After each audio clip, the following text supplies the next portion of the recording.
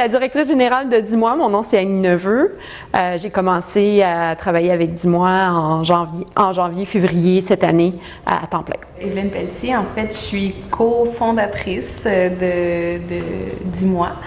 Et je m'implique encore dans le projet à titre de vice-présidente sur le CA et là de rédactrice. Donc Annie, veux-tu nous expliquer comme le elevator pitch de Dis-moi?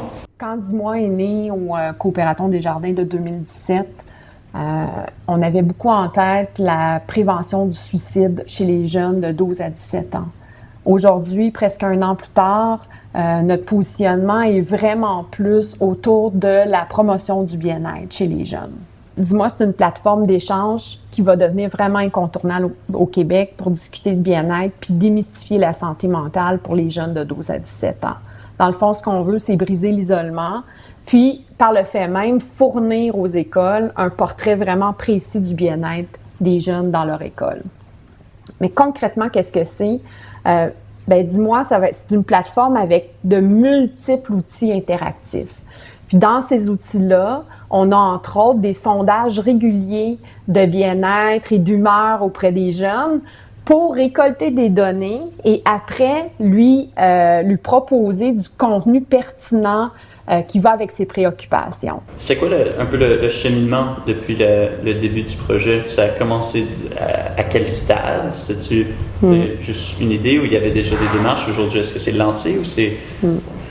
Le cheminement, en fait, ça a commencé d'une idée, évidemment, au Coopératon, avec une équipe de divers horizons, des gens plus au niveau de la technologie, des gens plus en santé mentale, moi qui est enseignante, donc vraiment concrètement dans le milieu, des investisseurs aussi. Et donc, ça a commencé par une idée. Puis tranquillement, on a gagné 3 prix au Coopératon à la finale et ça nous a lancé pour entre autres aller chercher Annie, une DG qui a fait une différence incroyable dans le projet de Dis-moi. Ce qu'on a fait depuis février, depuis mon arrivée, on a voulu valider toutes les hypothèses parce que au Coopératon, c'est un espace de création, tu arrives avec l'idée, mais là, il faut aller confronter sur le marché, il faut aller voir la compétition, il faut aller voir qu'est-ce qui existe, puis où est-ce que notre service est le plus pertinent. Un ado, ça vit tellement d'émotions à travers le secondaire.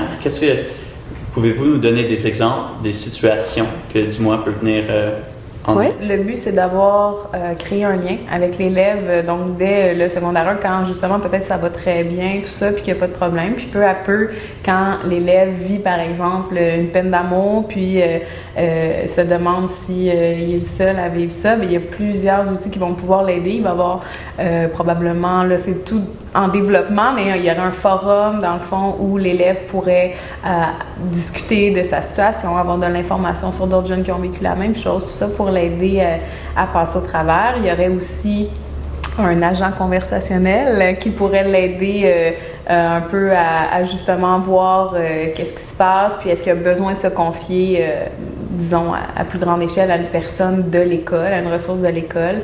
Si c'est le cas, pourrait le mettre en communication avec une ressource de l'école, ou si c'est en dehors des heures de l'école, à ce moment-là, il y aura un lien avec tel jeune qui serait fait directement. Avant de rentrer au Coopératon, à quoi tu t'attendais et une fois rentré, c'était quoi la réalité? En fait, moi, je suis arrivée au Coopératon un peu par hasard. J'étais pas supposée vraiment d'être là cette journée-là. Mais quand j'ai vu, quand j'ai vu un peu l'énergie qu'il y avait là, puis évidemment de quoi parlait le projet, ça me touchait personnellement. Puis moi, c'est sûr que c'est quelque chose dans lequel j'ai embarqué à 100%. Donc, j'avais pas vraiment d'attente. Je savais pas dans quoi je m'embarquais, honnêtement. Comment le Coopératon vous a aidé pour faire en sorte que vous êtes un an plus tard encore à travailler sur le projet? À la base, ce projet-là aurait pas vu le jour sans le Coopératon. C'est vraiment le Coopératon qui d'abord nous a réunis, nous a donné cet espace-là pour réfléchir, pour brainstormer en bon français. Il y a eu beaucoup d'idées qui sont ressorties durant le Coopératon. Puis aussi, ce court laps de temps-là fait en sorte qu'on veut vraiment faire quelque chose de bien en peu de temps. Donc, ça force vraiment à travailler beaucoup, à mettre un effort assez phénoménal, disons, en peu de temps. Puis c'est ça qui nous a permis ensuite. Puis c'est sûr, évidemment, de gagner des prix nous a poussé vers le haut aussi. Puis de confirmer qu'on tenait quelque chose puis que c'est important qu'on continue. Faut dire qu'après le coopératon, il y a aussi le reportage bail qui a propulsé aussi 10 mois. On a fait un GoFund qui a récolté beaucoup d'argent, donc qui a donné une notoriété au projet, mais qui a fait aussi que plein de gens spontanément ont voulu collaborer au projet par leur expertise. Puis nous, on a bénéficié de ça de façon incroyable, là. Quand le documentaire a été en ligne, on n'avait qu'une page web et une page Facebook.